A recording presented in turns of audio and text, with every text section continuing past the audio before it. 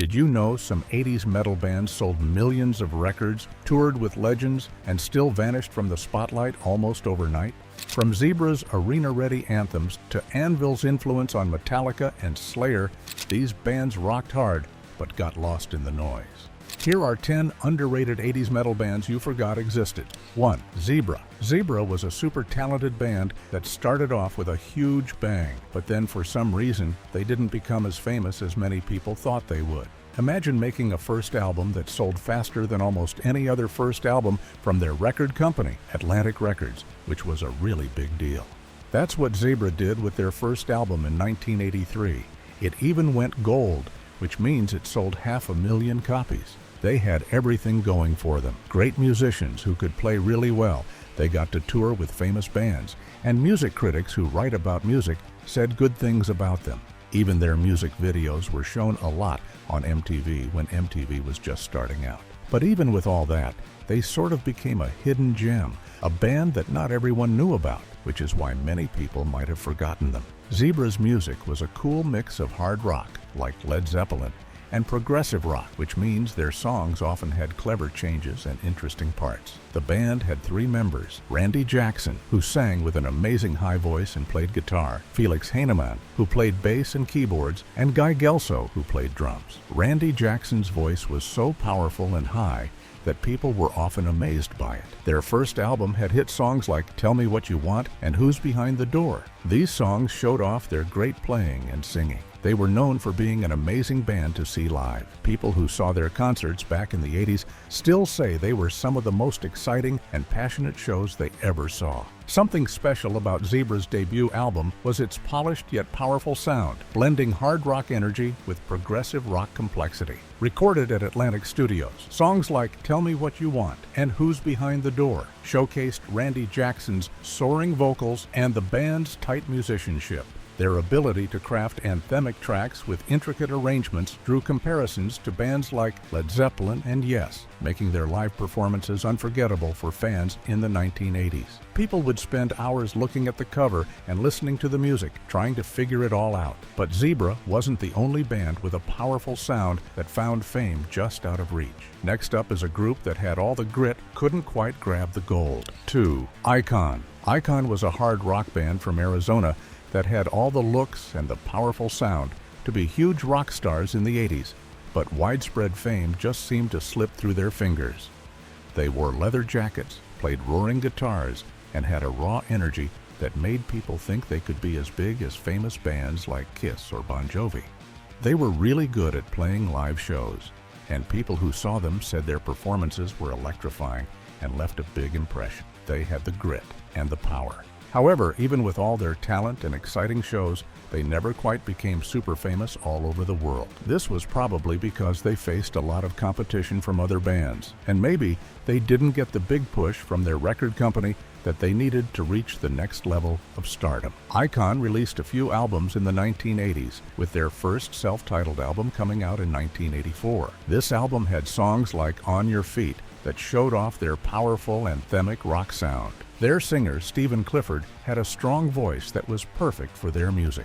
Then, for their second album, Night of the Crime, 1985, they worked with famous producer Bob Kulick and even had singer Alice Cooper co-write a song. Many fans think Night of the Crime is an amazing, underrated masterpiece. It had catchy songs with great guitar riffs, mixing melody with power. Songs like Naked Eyes and Rock My Radio were fan favorites.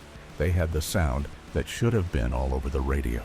One of the standout aspects of Icon's music was their ability to craft anthemic hard rock with a polished edge, especially on their second album, Night of the Crime, 1985. Produced by Bob Kulick and featuring a song co-written by Alice Cooper, the album showcased tracks like Naked Eyes and Rock My Radio, which blended catchy melodies with powerful guitar riffs. This made it a favorite among fans, though it didn't achieve the mainstream success it deserved due to the competitive 1980s rock scene. They actually took parts from different unfinished songs and cleverly put them together to make this powerful track, which has a famous bass part by John McVie. It's like the song itself is about the band trying to stay together even when things were falling apart. Icon's powerful rock definitely deserved more, but what happens when even famous musicians from other big bands try to start something new and still find the spotlight tricky to hold? 3. Fastway. Fastway was a band that should have been a giant success story because it was started by two famous musicians, but they ended up being more of a what-if band that many people forgot. Fast Eddie Clarke, who used to be the guitar player for the super loud and famous band Motorhead, teamed up with Pete Way, the bass player from the rock band UFO. When you have guys from bands like that joining forces, you expect something huge. And Fastway did have a powerful sound that mixed hard-hitting guitar riffs with a bluesy cool style, perfect for big concerts. They even got to share the stage with huge bands like AC/DC and delivered really exciting live shows that made audiences want more. However, their time in the big mainstream spotlight was surprisingly limited, and they didn't become as famous as their members' previous bands. One interesting thing that happened right at the start was that Pete Way left Fastway almost before they even got going. He found out he couldn't get out of his old record contract, so they needed a new bass player and a singer. They found a young, unknown Irish singer named Dave King who had an amazing bluesy voice. Their first album, also called Fastway 1983, was a hit, especially in America. It had songs like Say What You Will and Easy Livin', which showed off Eddie Clarke's powerful guitar and Dave King's great singing. They had a raw, energetic sound that lots of rock fans loved, and Say What You Will still gets played on rock radio today sometimes, showing their music had lasting power. Fastway's debut album, Fastway 1983, captured their raw, bluesy hard rock sound, driven by Fast Eddie Clarke's gritty guitar riffs and Dave King's soulful vocals. Tracks like Say What You Will and Easy Livin' resonated with fans, blending Motorhead's intensity with a more melodic, radio-friendly style, which helped the album chart in the US and gain a dedicated following. It was a really futuristic idea for making music back then. The song My Wife, written and sung by bass player John Entwistle, is a funny but rocking song about him being scared of his wife after he stayed out too late. It showed that other members of the band could write great songs too. Many people think Who's Next is The Who at their very best, with all their power and amazing songwriting coming together perfectly. Fastway's story shows that even famous roots don't guarantee superstardom, and our next band also had all the tools, including a song and a hit movie, yet somehow didn't quite make it to the very top. 4. Kick-Axe. Kick-Axe was a Canadian metal band that had all the right stuff to be big. Powerful songs that sounded like anthems, talented musicians, and a unique sound that was perfect for 80s rock radio. Yet somehow mainstream fame never fully knocked on their door. This is why they are often forgotten. Even though they made some really great music, they seemed like they were built for greatness, with big guitar riffs and strong vocals. They even had one of their songs, Nothing's Gonna Stand in Our Way, featured in the popular 1986 animated movie, Transformers: The Movie. This was a big deal and got their music heard by lots of kids and movie fans. You would think that having a song in a big movie would make them super famous, but it didn't quite work out that way for them in the long run. Kick-Axe released their first album, Vices, in 1984. It was full of catchy, hard-rocking songs like Heavy Metal Shuffle and On the Road to Rock. Their singer, George Kristen, had a strong, clear voice, and the guitar players, Larry Gilstrom and Raymond Harvey, played some awesome riffs and solos. They had a sound that was both heavy and melodic, meaning it was powerful but also had good tunes you could sing along to. People who saw Kick-Axe play live back in the 80s remember their shows as being super energetic and exciting. They really knew how to put on a great performance and get the crowd going. They had the passion and the power to really move an audience. Kick-Axe's inclusion in Transformers: The Movie, 1986, with their song Nothing's Gonna Stand in Our Way, was a high point, exposing their music to a wide audience of fans and moviegoers. Their debut album, Vices 1984, featured heavy yet melodic tracks like Heavy Metal Shuffle, showcasing their ability to blend power and catchiness, which made them stand out in the crowded 1980s metal scene. The famous cover photo of Bowie as Ziggy Stardust was taken on a wet night in a London street called Hedden Street. The phone booth that used to be there became a famous spot for fans to visit. Bowie actually killed off the Ziggy character at a concert in 1973, saying it was the last show they'd ever do. People were shocked, but it showed that Bowie was always ready to change and try new things, which is one reason he was such an amazing artist for so many years. So why did a band with so much talent, great songs, and even a song in a hit movie get forgotten by so many? Well, like many bands from that time, they might have been hurt by things like music industry politics, which means problems with record companies or managers, and the fact that music styles were always changing. The 80s had so many rock and metal bands that it was hard for everyone to break through to the very top level of success, like filling stadiums all the time. Kick-Axe was a fantastic band that made some killer 80s metal, and even if they're a bit forgotten, their music is still out there for people to rediscover and rock out to. Kick-Axe rocked hard but got lost in the crowd, and speaking of crowds, the next band had big name help and a look perfect for MTV, but still found the 80s metal scene a tough place to conquer. 5. Black and Blue. Black and Blue was a glam metal band from Portland, Oregon that really looked like they were going to be huge rock stars in the 80s, but they never quite reached that super level of fame, which is why they are often overlooked today. They had a great mix of catchy glam rock songs that were perfect for the radio, and they even had the help of a rock legend, Gene Simmons from the band Kiss, who produced some of their early music.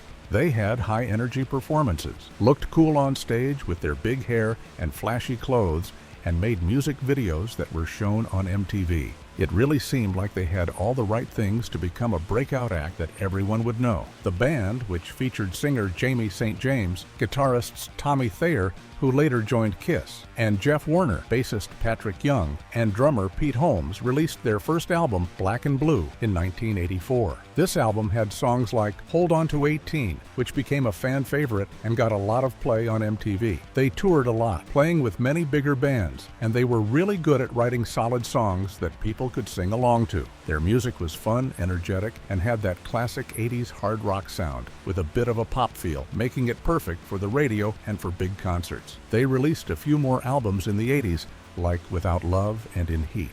One really cool thing about Bohemian Rhapsody is that the opera part in the middle took about 3 weeks to record. Freddie Mercury, Brian May, and Roger Taylor sang their parts over and over again, sometimes 10 or 12 hours a day, to build up all those layers of voices that sound like a huge choir. People said they sang their parts so many times that the recording tape became almost see-through. Brian May also created a whole guitar orchestra on songs like Good Company by recording many different guitar parts and layering them on top of each other, making his one guitar sound like many different instruments. The album cover art was also designed by Freddie Mercury, using the band members' star signs to create a cool crest, like a royal family symbol. This showed just how creative the band was in every part of making their music. While Black and Blue aimed for catchy hits, our next band used shock and wild stage shows to get noticed. But did that help them or make them even more of a forgotten secret? Lizzy Borden. Lizzy Borden was a metal band fronted by a singer also named Lizzy Borden, whose real name is Gregory Hargis, that pushed a lot of buttons in the 1980s with their shocking stage shows and glam metal style. But all that controversy sometimes made people forget about their actual music and musicianship. The band was named after a real woman from history who was famously accused of murder, and they used this shocking name and idea in their shows. Their performances often had fake blood, scary costumes, and themes of horror, like a heavy metal horror movie on stage. This got them a lot of attention, but it also meant that some places even banned them from playing concerts because they thought the shows were too graphic or scary. This kind of shock value might have made it hard for them to get played on the radio or be accepted by the mainstream music world, causing many to overlook or forget them despite their talent. Even though their shows were designed to shock, they were also very well planned and theatrical, like a big, scary play set to heavy metal music. People often compared their shows to Alice Cooper, who was another rock star famous for his horror-themed performances. Lizzy Borden, the singer, was a very charismatic frontman with a powerful, high-pitched voice. The band, which included his brother Joey Scott Hargis on drums, played a style of metal that was a mix of traditional heavy metal, glam metal, and power metal with fast guitars and memorable melodies. They released albums like Love You to Pieces 1985 and Menace to Society 1986, which had songs that were both heavy and catchy, like American Metal and Me Against the World. The famous album cover photo of the Beverly Hills Hotel at sunset was taken by a photographer named David Alexander from a cherry picker crane high up in the air to get just the right spooky and beautiful look. Inside the album cover, there was a photo of the band with lots of other people in the hotel's lobby, and some people thought there was even a ghost in the picture. which added to the mystery. The song Hotel California itself has lyrics that many people have tried to figure out. Some thought it was about a real hotel. Others thought it was about heaven or hell, or even about a mental hospital. Don Henley said it was really about the excesses of American culture and the high life in Los Angeles, a kind of dark dream. The album really showed the band growing up and thinking about deeper, sometimes sadder things. Lizzy Borden's shocking shows definitely made them memorable to some, but what about a band that had the radio-friendly sound and looks but vanished from the charts almost as fast as they arrived? 7. BulletBoys. The BulletBoys burst onto the music scene in the late 1980s with a whole lot of energy and a sound that reminded people of the super famous band Van Halen, but they seemed to fade from the brightest spotlight very quickly after their first big splash. Their first album, also called BulletBoys, released in 1988, was a big hit. It was even produced by Ted Templeman, who was famous for producing Van Halen's classic albums.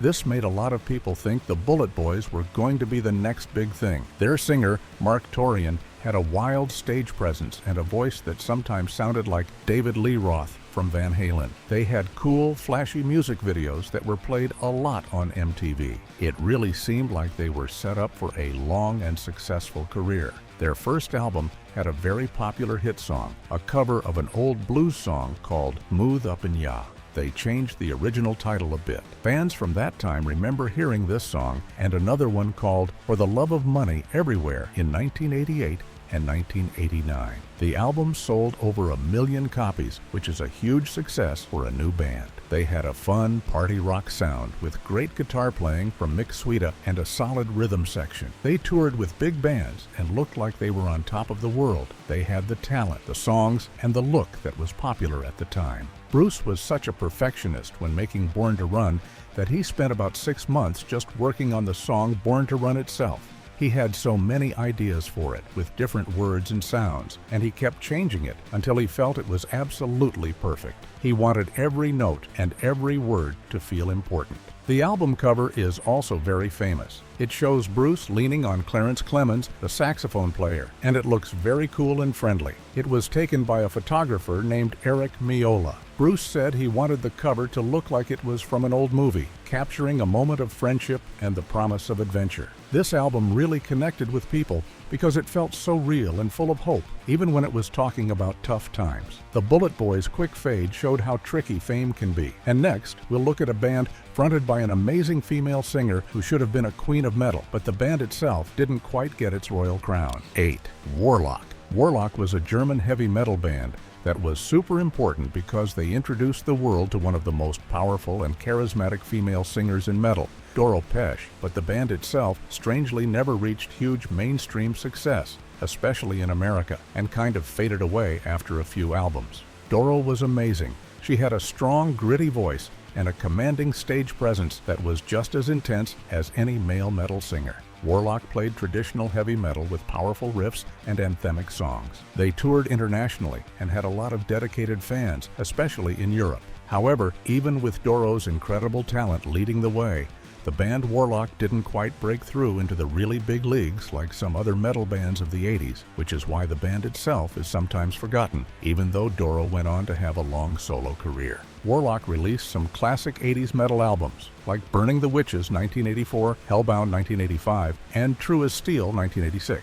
But their most famous album was probably Triumph and Agony 1987, which had their biggest hit song, All We Are. This song became a huge metal anthem, and its music video was played a lot on MTV. Doro Pesch was a real trailblazer. She was one of the first women to front a heavy metal band with the same kind of power and attitude as male singers. She showed that women could rock just as hard, and she inspired many other female musicians. In fact, she was the first woman to win a German Metal Hammer Award, which proved how important she was, even beyond just Warlock. The word bollocks in the album title is actually a rude British slang word, and because of it, some record stores were even threatened with being arrested for displaying the album. The band had to go to court to prove that the word wasn't necessarily obscene. Their manager, Malcolm McLaren, was very good at getting attention for the band, often by causing trouble. For example, when they were fired from one record company, he made sure it was a big news story. Even though Sid Vicious is famous as the S-Pistols bass player, he actually didn't play on most of the album because he wasn't a very good musician at the time. Guitarist Steve Jones played most of the bass parts in the studio. This album was like a wake-up call for a whole generation of kids who felt like mainstream rock music had become boring and out of touch. The reason Warlock as a band didn't last longer or get bigger is a bit complicated. There were a lot of legal problems and changes in the band members. Eventually, Doro Pesch was the only original member left. Because of these legal issues, she couldn't even use the name Warlock anymore for her new music. So she started releasing albums under her own name, Doro, and continued to play many of the classic Warlock songs in her shows. So while the band Warlock kind of vanished, Doro Pesch, the metal queen, kept rocking and became a true metal legend. But the original Warlock, which helped launch her amazing career, is a band that deserves to be remembered for its own powerful music and for giving us Doro. Doro proved a true metal queen could emerge even if her original band faded. But what happens when a new band sounds too much like rock royalty that came before them? 9. Kingdom Come. Kingdom Come was a band that got a lot of attention when they first came out in the late 1980s, but they quickly became known more for sounding like another very famous band than for their own music, which is a big reason why they became underrated and somewhat forgotten by many. When their first album, also called Kingdom Come, was released in 1988, many people thought their singer, Lenny Wolf, sounded almost exactly like Robert Plant from Led Zeppelin, and their music also had a very similar bluesy hard rock style. This got them a lot of radio play, and their first album sold very well, over 1 million copies, which was a great start. Their song, Get It On, was a big hit. However, being compared so much to one of QC, the biggest rock bands ever, also became a problem for them. Critics and some fans started calling them Kingdom Clone because they sounded so much like Led Zeppelin. This made it hard for people to see them as their own unique band with their own ideas. Even though the musicians in Kingdom Come were very talented and Lenny Wolf was a great singer, the Led Zeppelin shadow was just too big. It was like their blessing and their curse. They got noticed because they sounded familiar and good, like a new version of a beloved band. People would pack arenas to see them and sing along passionately to their songs. Constant comparisons also made it hard for them to be respected as original artists, and it probably stopped them from becoming even bigger and having a longer career in the brightest spotlight. The band originally wanted to call the album War Pigs, but the record company thought that name was too controversial because of the Vietnam War happening at the time, so they changed it to Paranoid at the last minute, even though the album cover, which shows a strange figure with a sword and shield, was already made for the War Pigs title. The song Fairies Wear Boots was supposedly written after Ozzy and Geezer got into a fight with some skinheads who they called fairies in a mean way who were wearing big boots. These kinds of stories, along with their dark sound and scary lyrics, made Black Sabbath seem very mysterious and even a bit dangerous, which many young fans thought was really cool. They weren't trying to be pop stars. They were making music that sounded like nothing else. After their successful first album, their later albums didn't sell as well. The Led Zeppelin copycat label was hard to shake off, and as music styles changed in the early 90s, their sound became less popular. The band went through many lineup changes over the years, with Lenny Wolf being the main constant member. So, Kingdom Come is a band that had a moment of big fame and showed a lot of talent, but they are often remembered more for the controversy about their sound than for their own songs. This is why many people might have forgotten them, or never really gave their music a fair chance beyond those initial comparisons. They definitely had the talent, but the comparisons made it tough for them to fully claim the rock and roll throne they perhaps could have earned. Kingdom Come learned that sounding like legends could be a double-edged sword, but imagine being a band that influenced legends, yet still struggled for years in the shadows before anyone knew their amazing story. 10. Anvil. Anvil is a Canadian heavy metal band that was actually very important and influenced some of the biggest metal bands ever, like Metallica and Slayer. But for a very long time, they tragically missed out on mainstream success and were largely forgotten by most people. This was until a famous documentary movie called Anvil. The story of Anvil came out in 2008 and showed the world their amazing story of never giving up. Before that movie, Anvil was like a secret handshake among die-hard metal fans and other musicians who knew how good and important they were. But for the average music fan, they had pretty much vanished after their early albums in the 80s. They worked super hard, made some powerful and fast metal music, but just couldn't seem to catch the big break that other bands they inspired got. Anvil, led by singer and guitarist Steve Lips Kudlow and drummer Rob Reiner, released some classic early heavy metal albums like Hard and Heavy, 1981, Metal on Metal, 1982, and Forged in Fire, 1983. Their music was fast, heavy, and had a raw energy that was ahead of its time. Songs like Metal on Metal became anthems for true metalheads. They played big festivals and toured, but they seemed to be plagued by bad luck, poor management, and record company problems that kept them from reaching the level of fame many thought they deserved. Imagine being a band that helped start a whole style of music, only to watch other bands who learned from you become superstars while you struggled to get by. That was Anvil's story for many years. The documentary Anvil. The story of Anvil was both funny and very touching. It showed Lips and Rob still trying to make their rock and roll dreams come true, even when they were much older and working regular jobs to support their families. The movie brought them a lot of new fans and attention, and they started touring and making records again for a bigger audience.